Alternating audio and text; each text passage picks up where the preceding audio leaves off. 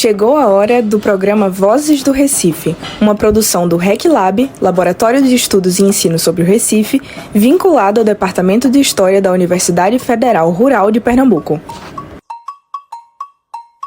E aí, pessoal, tudo bem? Mais um programa Vozes do Recife. Eu sou Jaime Guimarães Júnior, historiador e apresentador do programa Vozes do Recife, realizado por você que quer conhecer mais sobre a história, a cultura e as vozes que fazem do Recife uma cidade tão repleta de diversidades. Aqui, a gente vai mergulhar em histórias que traduzem o que é o Recife hoje, compartilhar curiosidades e trazer reflexões para se pensar como nós queremos nossa cidade. Então fique ligado na Rádio Paulo Freire. Hoje vamos falar sobre o Recife em vozes e versos, através da nossa convidada, a professora doutora Edvânia Torres. Esta conversa será mediada pela professora doutora Mariana Zerboni, a coordenadora do Laboratório de Estudos e Ensino sobre o Recife, o RecLab, e junto com vocês, para pensar o Recife a partir das letras, das músicas, dos poemas, do cinema e muito mais.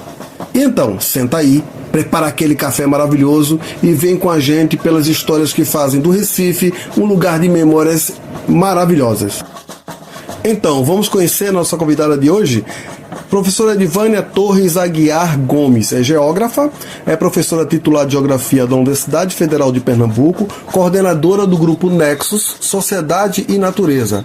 Atua no Departamento de Ciências Geográficas, nas pós-graduações de Geografia, Desenvolvimento e Meio Ambiente e também de Desenvolvimento Urbano, na UFPE. É Memória Viva do Recife, com título concedido pelo Museu da Cidade do Recife, membro da Academia Pernambucana de Ciências e do Instituto Arqueológico Histórico Geográfico de Pernambuco. Trabalhou na agência Condep Fidem e no CPRH. É autora do livro Recortes da Paisagem do Recife, fruto de sua tese, que foi agraciada com o Prêmio Fundagem em 1997. E coautora dos livros Recife Despedaçado, Distopias Urbanas e Espaços de Resistência Metropolitanos, e também do livro Fragmentos do Recife no século XX, Os Paradoxos de uma Cidade que Queria Ser Moderna. É pesquisadora sobre o Recife e sua região metropolitana. Saudações a todas e todos, sejam bem-vindas e bem-vindos. Eu sou Mariana Zerboni e no programa de hoje estamos recebendo a professora Edvânia Torres. Seja bem-vinda, professora Edvânia, é uma alegria ter você aqui conosco. Boa tarde a todos. Eu queria destacar a importância de um espaço como esse para a cidade do Recife. Essa é uma cidade que ela parece fácil, pelo menos é cativante, né, no decifrar. Parece que ela se oferece tanto à primeira vista que a maioria dos que tem a oportunidade ou tiveram a oportunidade de estar nela ousaram interpretá-la, ousaram desenhá-la, representá-la, né? Assim, fica um encantamento pela parte física, né, principalmente pelas paisagens, né, desde o século XVI, fazendo com que essa cidade, né, que ela passa a ser caracterizada, a ser reconhecida como uma das cidades mais bem representada, com uma iconografia mais rica. Eles têm notícia do período colonial brasileiro. Desde então, a quantidade de mapas, né, de esboços, de pinturas, né, obras de arte, sonetos, poesias, relatórios, descrições, é bastante ampla em diversos momentos da sua história, né?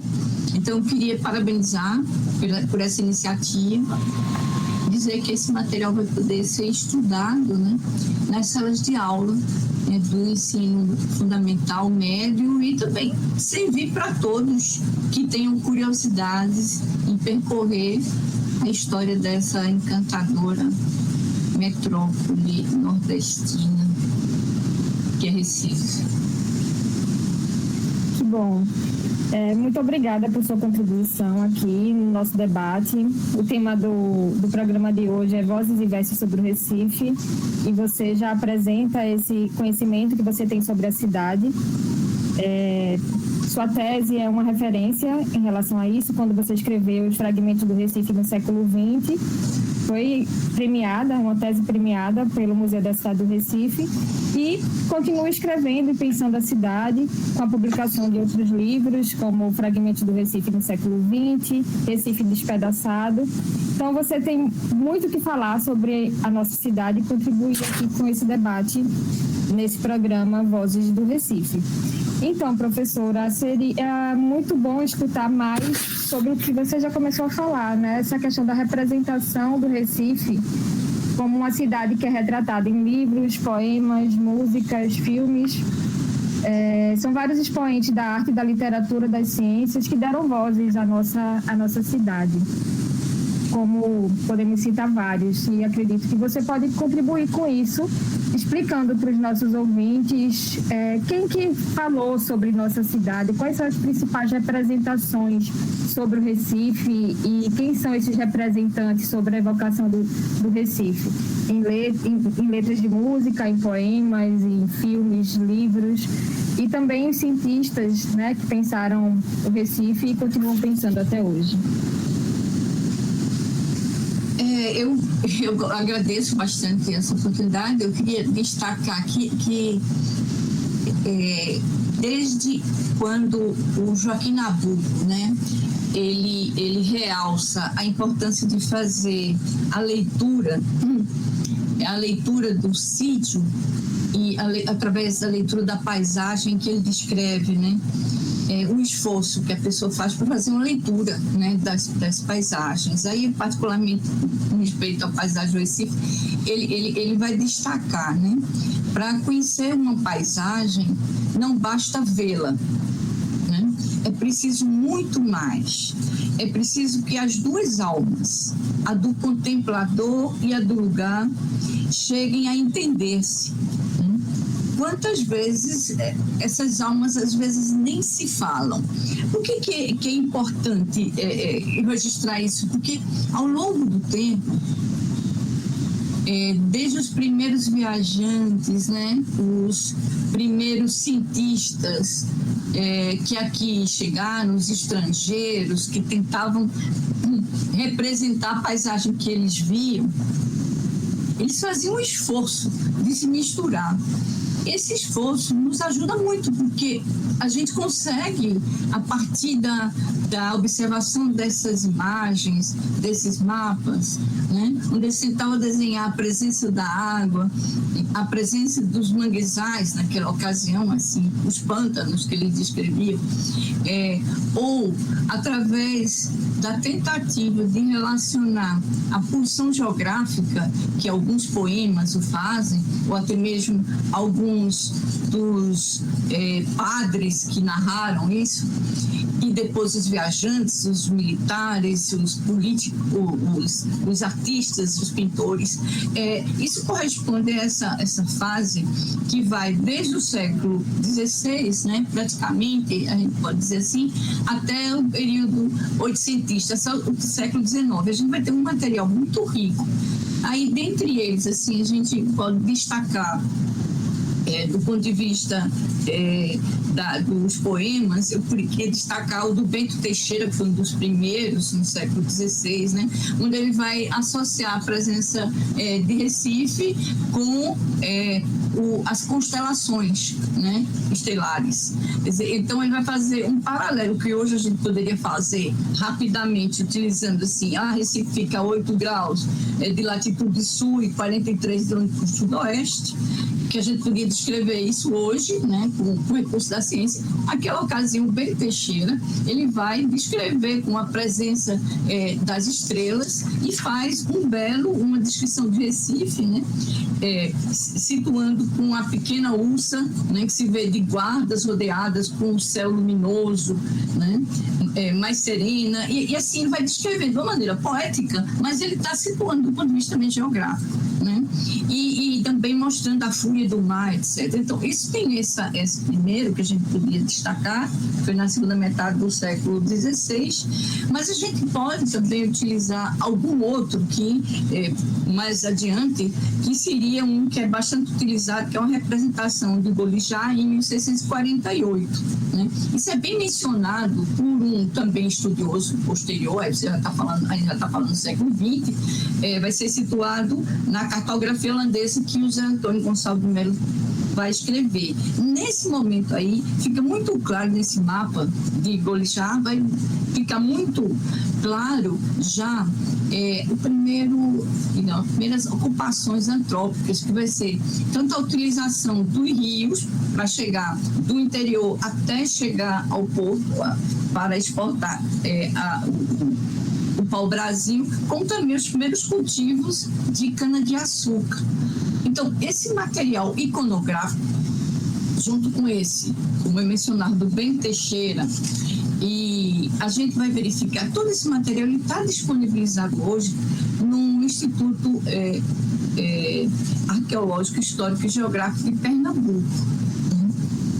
Então, o Recife tem esse caráter histórico, bem documentado, por isso que eu disse, esse é um dos mapas, mas você vai poder fazer outra leitura de outros mapas. Tem um que é bastante recorrentemente utilizado, que é a representação também da Baía Entulhada de Recife, que é justamente ajudar a entender, né, essa razão da existência das colinas e essa grande planície fluvio-marinha, né? Essa representação do Branner, chamada Baía Entulhada, ela ficou bastante conhecida a partir de outros geógrafos, falo do novo século XX, que vai ser o José de Castro, que ele vai tentar explicar essa relação dessa cidade, o seco com o molhado, né? Ou seja, é uma baía entulhada, decorrente desse movimento aí, a gente já fica dando aula de geografia, né, que é justamente esse processo de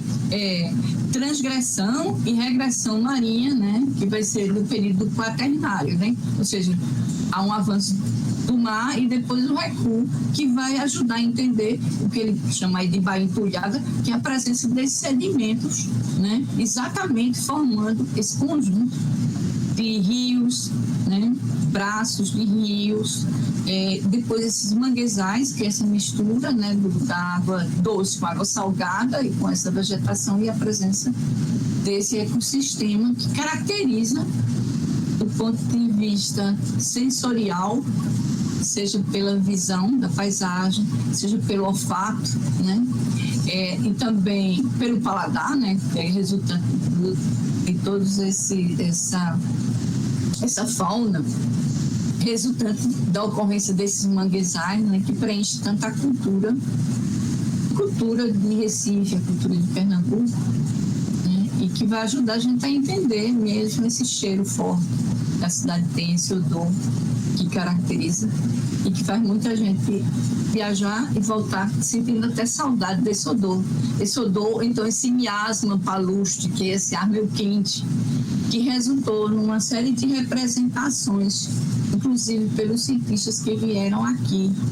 Só concluindo ainda essa primeira parte, eu gostaria de destacar a presença dos cientistas que vieram na expedição do Maurício Nassau, né, que durou esse período colonial aqui, 30 anos, e aí é aqui que se funda, digamos, um caráter pioneiro e vanguardista, né, de preocupação ambiental, que é com a vida dessa equipe toda. Dentre eles se tem o naturalista, que foi o Georg Markgraf, né, e ele vem até aqui também, é um alemão, assim como Maurício Nassau, mas vem na Companhia das Índias Ocidentais, e ao chegar aqui, ele instala aqui um grande observatório astronômico e faz uma relação da fauna e flora existente. Então, só destacando ele, embora a gente tenha outros que também fizeram trabalhos complementares, mas eu queria dar esse destaque a um grande cientista que ajuda também um pouco a entender esse caráter vanguardista, pioneiro, né, que se instala aqui. E eu poderia dizer que essa formação intelectual decodificadora do espaço e da cultura, ela vai constituir também uma marca que se destaca Recife em relação, quer dizer, no caso ainda uma província, a província de Pernambuco, em relação a todo o resto das outras províncias, porque daqui começam a sair expedições também tentando interpretar outras paisagens, né? Então, começando com eu sigo com a leitura da paisagem segundo o Joaquim Nabuco. Eu queria também destacar isso, porque a gente vai chegar até o período oitocentista, mas vai também verificar que todos que chegam aqui tentam interpretar, né? Aí você tem o Tolenário, você tem o Costa, quer dizer, expedições inglesas, francesas que aqui chegaram, eles tentaram e produziram um farto material disponível, né? Sem contar os portugueses, muitos dos quais foram para Torre do Tombo, né, em Portugal, outros chegaram aí para outro material, principalmente esse relativo à fauna e flora. Toda essa catalogação, ela foi para Dinamarca, está em Copenhague. Então, a gente deu no mundo inteiro uma série de informações relativas à nossa realidade e que precisa também ser mais pesquisada. Eu queria provocar o pessoal que nos assiste, os estudantes também, para que eles se interessem para complementar essa leitura, seja do ponto de vista historiográfico, geográfico, etnográfico, né, da realidade da leitura de Recife, né? E, assim, claro que aqui também foi um berço da escravidão urbana. Nós tivemos aqui também o berço da escravidão urbana, ao mesmo tempo que a gente teve aqui o berço dos insurgentes, dos resistentes, né? Dos que tentou fazer Recife independente, né? Que é outro destaque que às vezes a gente esquece de mencionar. Mas Recife é um berço, né, de resistente, não é à toa que Recife, particularmente a província de Pernambuco, ela vai ser o berço das grandes revoluções, né? Então a gente tem a Confederação do Ocador, a Revolução Praieira, tudo isso está disponível também para consulta no Instituto Arqueológico Histórico e Geográfico de Pernambuco, assim como na Fundação Joaquim Nabuco, né? Bom, estou falando isso até a gente chegar no período oitocentista, porque eu acho que Recife também, como tendo sido a sede, ao mesmo tempo, da criação da Faculdade de Direito, né, que é um dos cursos de formação imperial, né, resultante da influência aí de Dom Pedro, a gente tem a Faculdade de Direito, que vai ser onde vão ser forjados também os futuros, para além desses estrangeiros, vão ser forjados os futuros leitores, decodificadores, intérpretes, digamos assim, da cidade do Recife. Não só da província, mas da cidade do Recife, particularmente, né? E aí a gente vai ter o apoio muito forte desse instituto, né, que é um instituto também que é o segundo mais antigo do Brasil, depois do Instituto Arqueológico Histórico e Geográfico do Rio de Janeiro, que na época era a sede, né, digamos assim, onde estava a família imperial. E aí vai ser Recife o segundo lugar a abrigar esse instituto, que vai ser o primeiro regional. É por isso que eu menciono tanto ele, porque ele passa a ser, digamos, o local principal para que a gente pesquise um pouco a história nesse período, né? E a gente vai ver como não existia ainda as faculdades como a gente tem hoje, né? A gente, no caso do Recife, Pernambuco, a gente só vai ter digamos, no início ou na segunda metade praticamente, né, do século XX, né? Até então só existia o Instituto, como eu mencionava, e também o Liceu, que é atualmente o Ginásio Pernambucano, que igualmente junto com o Colégio Dom Pedro, o mais antigo do Brasil, que vai ser aí que vão se dar de uma forma sistemática o ensino da geografia e da história, ou seja, das ciências básicas em português. E aí os professores que vão atuar aí, que são egressos da Faculdade de Direito, né? É bem interessante, e a maioria tem sido formada até em Coimbra, mas eles passam também a ser os futuros egressos, bacharéis. Eles aí começam a ser os futuros professores de geografia, a escrever sobre a geografia do Recife. Então, assim, dando uma passada ampla, assim, eu queria fazer esse destaque desses, né? E me coloca à disposição para a gente seguir conversando também. Bom, agora vamos para um rápido intervalo, mas já voltamos para continuarmos falando com a professora Edivânia Torres sobre vozes e versos do Recife, aqui na Rádio Paulo Freire. Voltamos com Vozes do Recife. Para você que chegou agora, eu sou Jaime Guimarães Júnior, historiador e apresentador da edição de hoje, e estamos conversando com a professora Edivânia Torres e mediação da professora Mariana Zerboni. A gente percebe, né? São muitos registros, é uma história que está bastante documentada desde o início da colonização. E também ela vai sendo retratada por artistas, né? Como você trabalha na sua tese, os poemas, as músicas, escritores como João Cabral de Melo Neto, ou mesmo Manuel Bandeira, que são referências no país, eles escreveram sobre o Recife.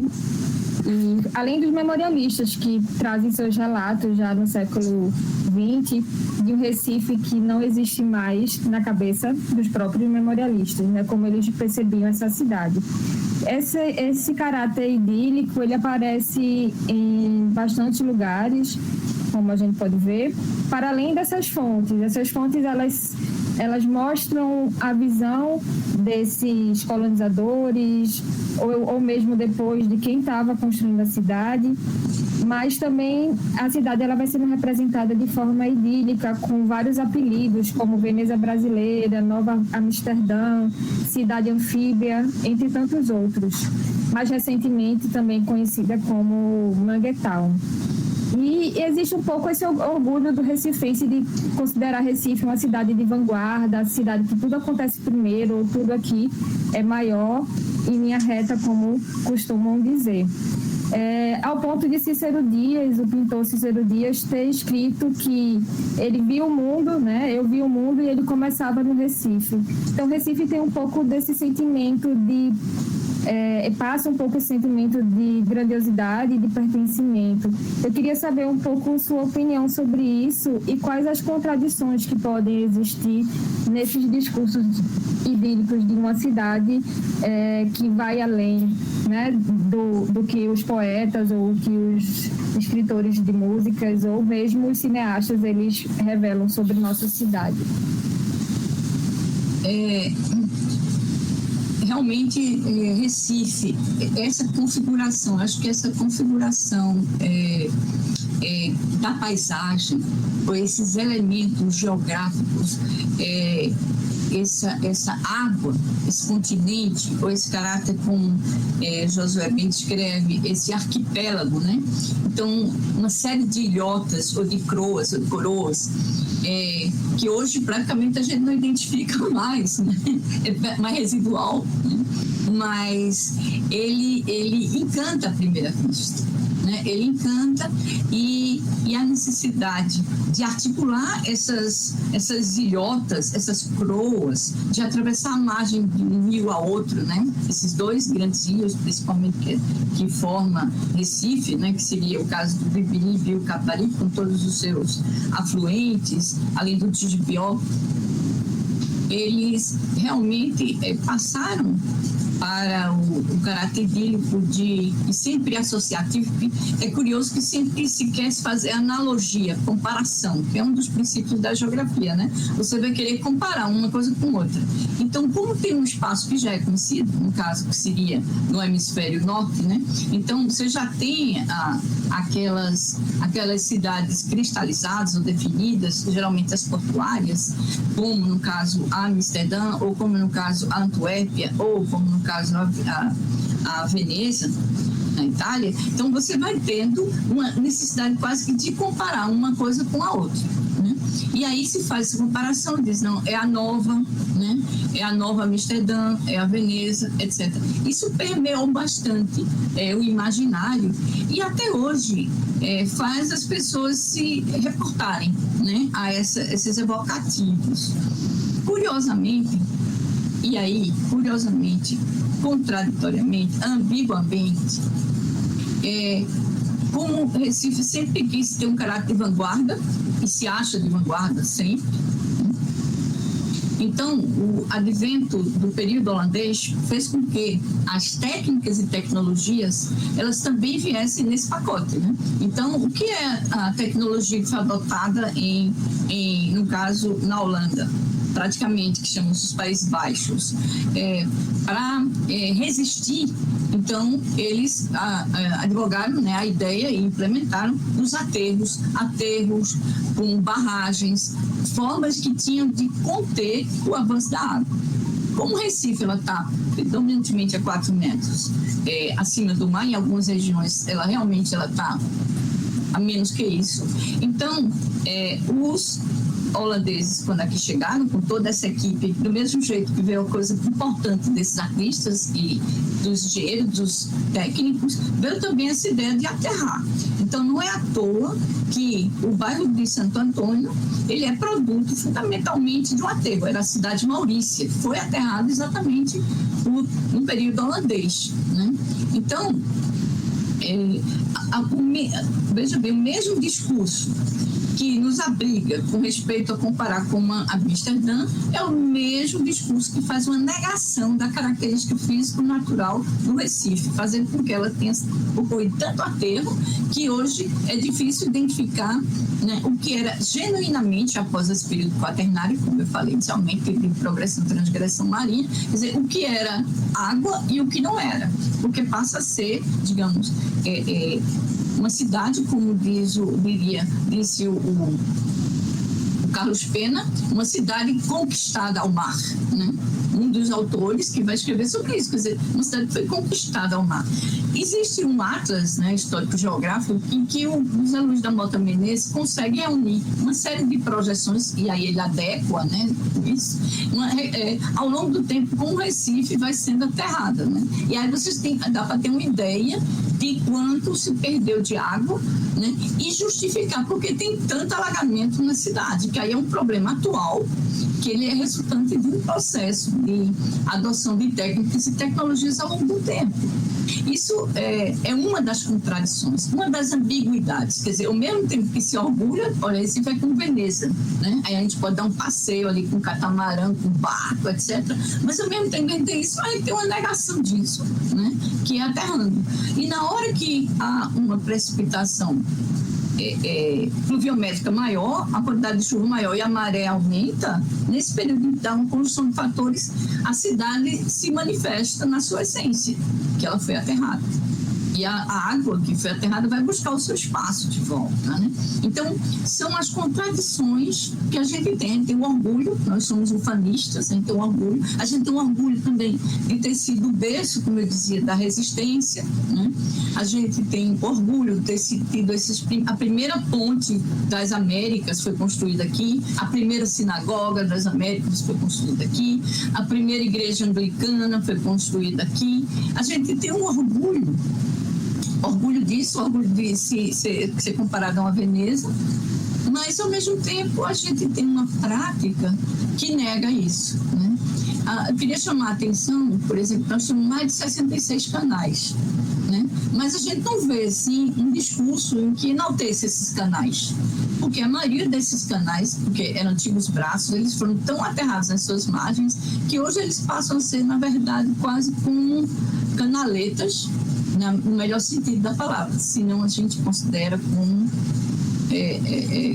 esgotos a céu aberto, porque como não tem saneamento, que é um dos graves problemas da atualidade, né, que tinha sido, de certa maneira, antecipado, previsto, até mesmo na cidade de Maurícia, planejada para o bairro de Santo Antônio, e que depois, no início do século XXI, vai ser, século XX, vai ser contemplada pelo Saturnino de Brito, mas não vai sendo considerada ao longo da evolução da cidade do Recife. Então, Hoje, o que é uma Veneza também é um espaço que a gente vê que ele está saturado, esgotado, e principalmente com o esgotamento sanitário ou ausência de saneamento básico. E outra contradição é como é que uma cidade que é tão cheia de água ainda precisa fazer um racionamento de água, né? Ou seja, não chega água todo dia nas casas. Assim, eu estou fazendo um diálogo entre um passado, porque 500 anos é muito recente, né? A gente acha muito por conta do nosso horizonte, né, etário, cada indivíduo, mas em termos de uma cidade, Recife é uma cidade muito nova, né? Muito nova, mas já está. Esses contrastes, eles são muito acentuados. E quem primeiro aludiu a essas representações de uma maneira assim idílica, representava uma elite econômica, né? Representava a elite econômica, porque os Afogados representam exatamente o contrário disso. Um bairro chamado Afogados representa um período colonial em que as pessoas, segundo se conta, né, toda essa mão de obra escrava, ao tentar transportar de uma margem a outra do rio, não conseguia muitas vezes enfrentar uma maré alta e muitos podiam padecer afogados. Então, quer dizer, eles não estavam escrevendo sobre os afogados, quem estava escrevendo sobre a Veneza, sobre Amsterdã, era uma pequena elite.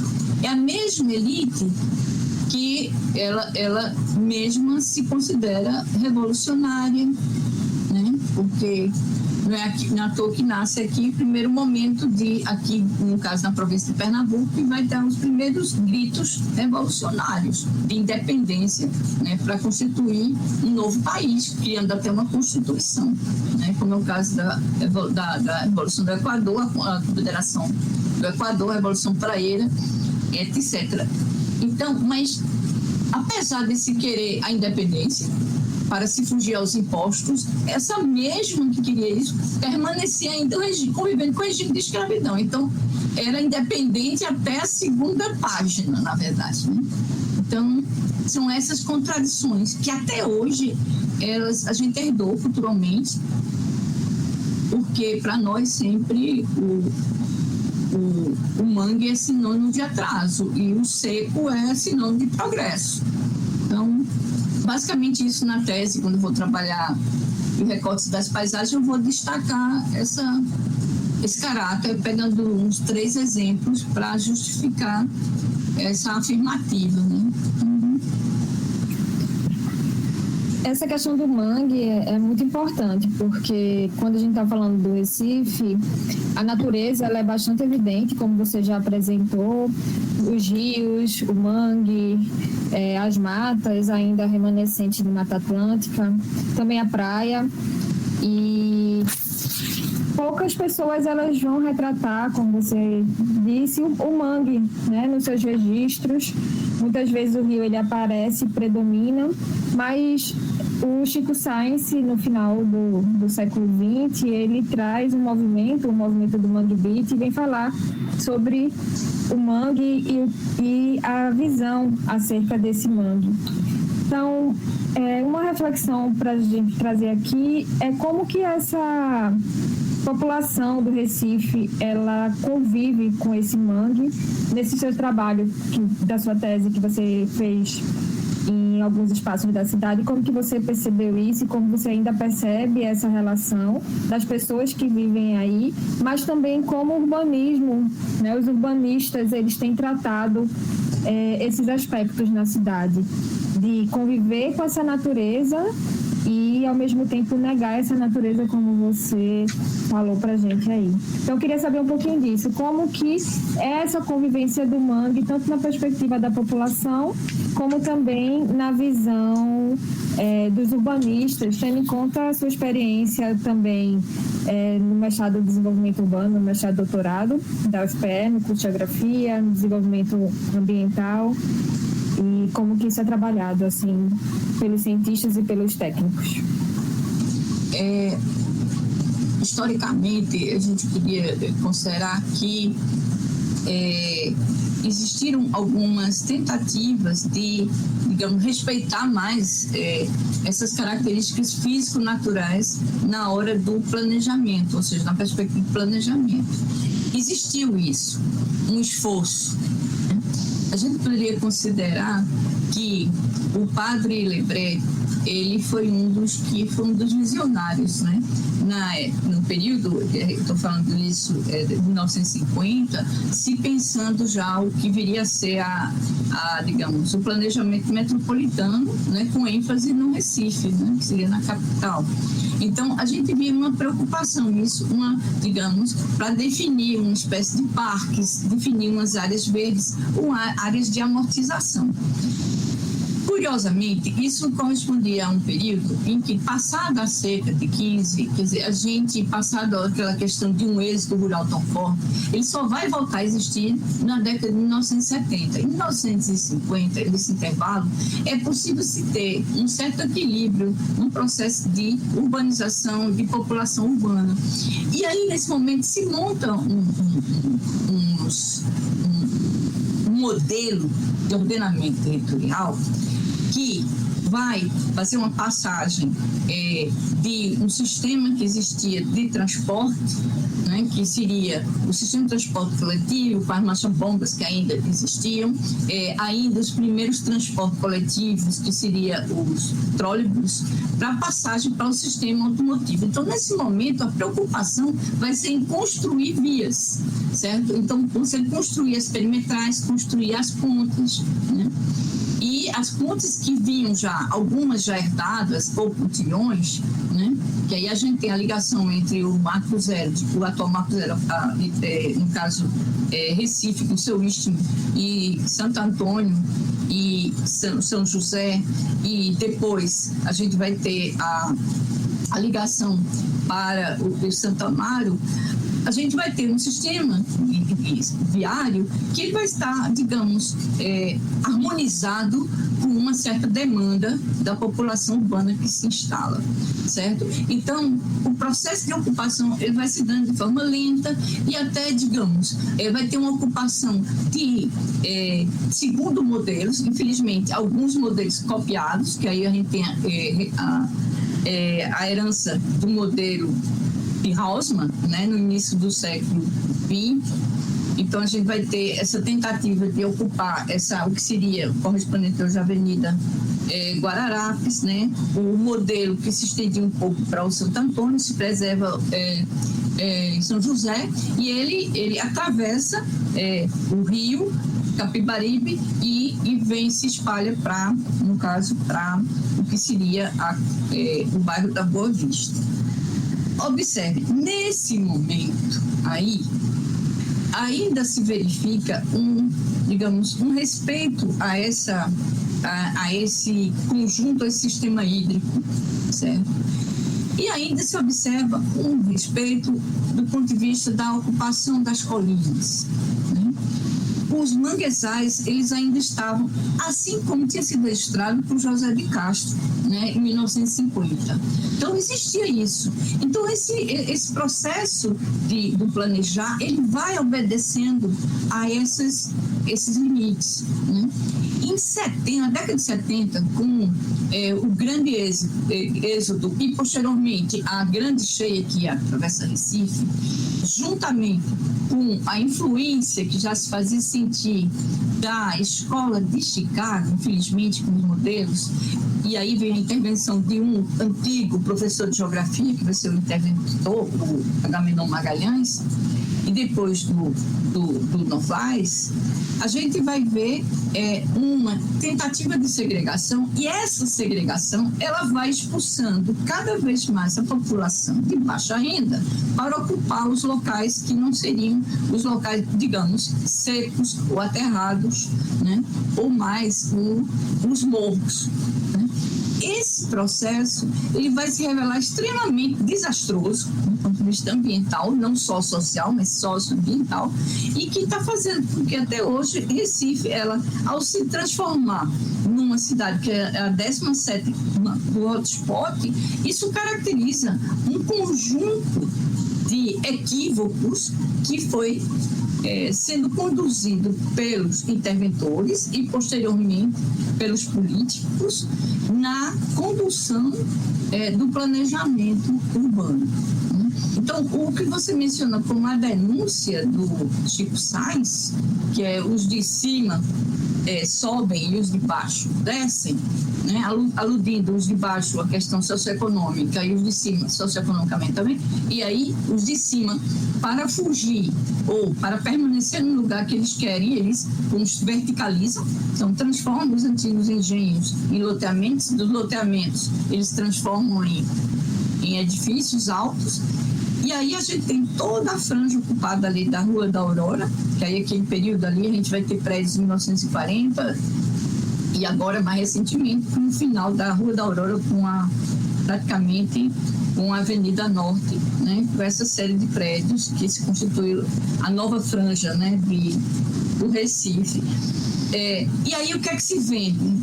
Se vende de novo, se vende uma paisagem chamada de vista, entre aspas, definida.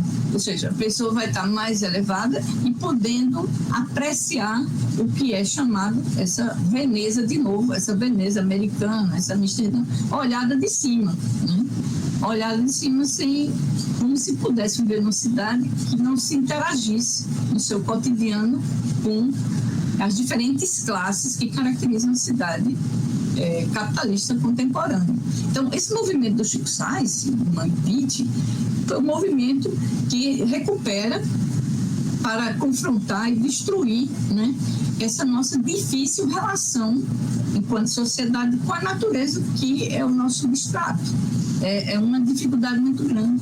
E a mídia, ela reforça isso, destacando só a poluição gerada pelo lixo, põe o lixo na caixinha, praia limpa, mas não se faz um trabalho com a parte de infraestrutura, de saneamento. Se você não tem nenhum, não se justifica, mas você não tem onde jogar o lixo, né? O lixo rola colina abaixo, né?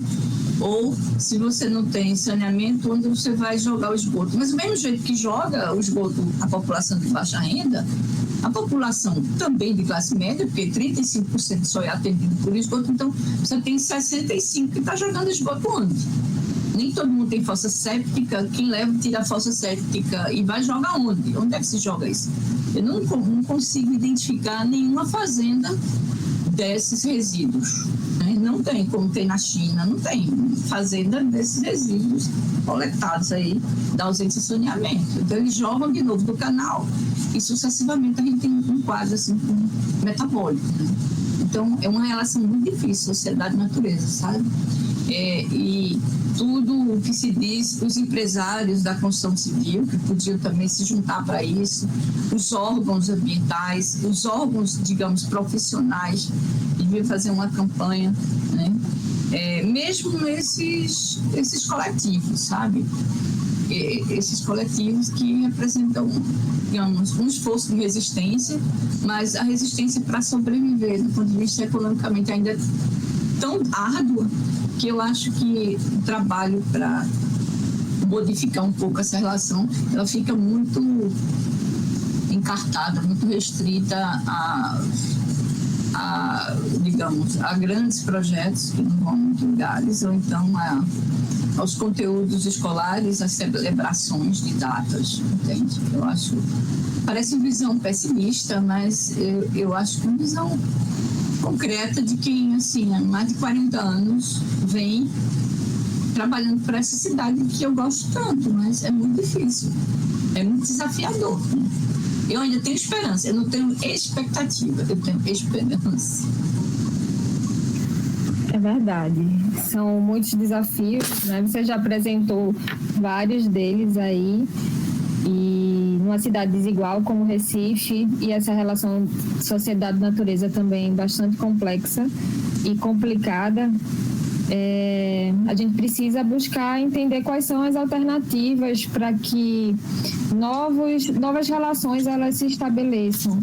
Então, você acredita que compreender a paisagem, fazer uma leitura da cidade, ter um letramento, né, sobre essa cidade que está aí, que muitas vezes as pessoas não percebem, seria importante para a gente poder mudar um pouco a compreensão do que vem a ser, ou do que é, né, ou do que pode ser o Recife. Então, você acredita que isso seria uma alternativa, ou você tem alguma outra sugestão de como a gente pode pensar para uma cidade diferente, diante das condições que elas existem, que elas são reais e que a gente encontra como desafio no nosso dia a dia? Eu tenho pensado bastante nisso, sabe, Mariana? Eu tenho pensado como é que a gente pode, digamos, enfrentar, eu vou chamar de medo. É o medo que os planejadores, sabe? Porque eles, os técnicos, são eles que estão conduzindo, digamos, os interesses políticos, econômicos, né, que fazem a gestão, seja municipal, seja estadual. E eles têm um medo grande, eles têm um medo de se aproximar, o medo de abrir espaços realmente de escuta, de discussão, sabe, para fazer essa leitura, uma leitura mais próxima da realidade, sabe. Eu vejo que esse planejamento atual, ele está, digamos, fora do tempo, anacrônico, certo? É como eles planejassem para um passado. Esse presente é como um passado que já foi, sabe? Esses instrumentos, eles não atendem mais. Essa audiência pública é das coisas mais desacreditadas que eu conheço na contemporaneidade do planejamento, sabe? Então, eu acho que eles têm medo dessa aproximação. Então, talvez, e a gente conversou sobre isso, talvez coubesse a nós nos aproximarmos mais dessa realidade, fazendo a leitura, sabe? A leitura mais próxima possível. A gente tem tantos instrumentos hoje, a gente tem os drones, a gente tem os bancos de dados, cada vez mais tem um big data, né? Um banco enorme, e cada vez mais próximo, né? Recentemente, para identificar um dos criminosos, né, que abateram aquele cara ali, Bismarck, aí mostrava na televisão os drones e viam a pessoa indo para a piscina, comendo até um sanduíche, né? Veja, consegue chegar nessa escala.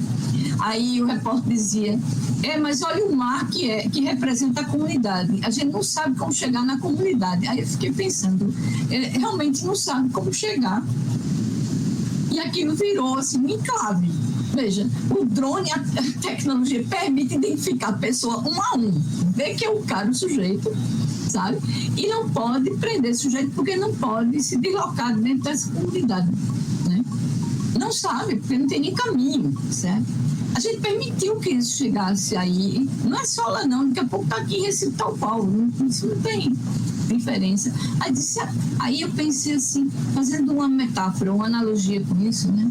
Aí eu pensei assim, olha, e o que está do lado aqui da minha casa, do quarteirão, a gente tem que descobrir o que é que tem do lado. Eu não sei o que está projetado, porque uma coisa é o que está naquele planejamento anacrônico, no plano diretor, certo? E a outra coisa é o que é possível realizar aqui perto. Então, como é que eu sei? Eu não sei. Então eu não sei fazer o planejamento daquilo que eu desconheço, eu tenho que conhecer a realidade. Se eu, como vizinha, não conheço minha realidade, quer dizer, esse planejador, esse técnico que está lá em cima, ele conhece muito menos. E ele não quer chamar as pessoas para escutar o que realidade é essa. Não quer. Ele vem e autoriza a construção de qualquer estabelecimento, muda o uso da ocupação do solo, sabe? Então, a gente tem que começar a ensinar as crianças, ensinar os adultos, sabe? Como é que você decifra, certo? Aí eu volto ao Joaquim Nabuco. Como é que eu vou decifrar uma paisagem se quem está interpretando e quem é interpretado, as almas não dialogam? Então, como é que eu posso chegar lá, sabe? Então, eu tenho que chegar, eu tenho que ensinar isso. É uma metodologia diferente por essa aproximação sucessiva. Ela é diferente, entre aspas, porque ela é uma herança que o Lukács já nos dava. Aproximação sucessiva. Para eu conhecer a realidade, eu não posso acreditar em antemão em alguma coisa, eu tenho que me aproximar. Então, resumindo, se você imagina como é que a gente pode trabalhar isso, é nesse esforço de começar do local para o meso e para o global, sabe? É inverter um pouquinho essa escala, né? Para que a gente possa pensar o presente, mas pensar o futuro, sabe? E chega de copiar modelos, sabe? Que eu acho que essa é uma das críticas que eu faço a esse planejamento que foi desenvolvido. Chega de copiar, né? É isso. Finalizamos nossa entrevista de hoje. Agradecemos a nossa convidada, a professora Edvânia Torres, e a mediação da professora Mariana Zerboni. E para quem ficou interessado, o livro Recife Despedaçado, Distopias Urbanas e Espaço de Resistência Metropolitano está no site da editora da Universidade Federal de Pernambuco. Você pode baixar gratuitamente. O livro Fragmentos do Recife no século XX e os Paradoxos de uma Cidade que Queria Ser Moderna está no site da editora da Universidade Federal Rural de Pernambuco e você também pode baixar gratuitamente. E assim finalizamos o programa Vozes do Recife de hoje, aqui na Rádio Paulo Freire. Agradecemos nossa convidada e os nossos ouvintes. Agradecemos também toda a produção com o apoio dos estudantes do curso de Rádio, TV e Internet da Universidade Federal de Pernambuco. Um abraço e não esqueça de seguir nosso perfil no Instagram para ficar antenado, @reclab.ufrpe. Até o próximo Vozes do Recife. Sigam aqui na programação da Rádio Paulo Freire e até breve. O programa Vozes do Recife é uma realização do RecLab, Laboratório de Estudos e Ensino sobre o Recife, vinculado ao Departamento de História da Universidade Federal Rural de Pernambuco.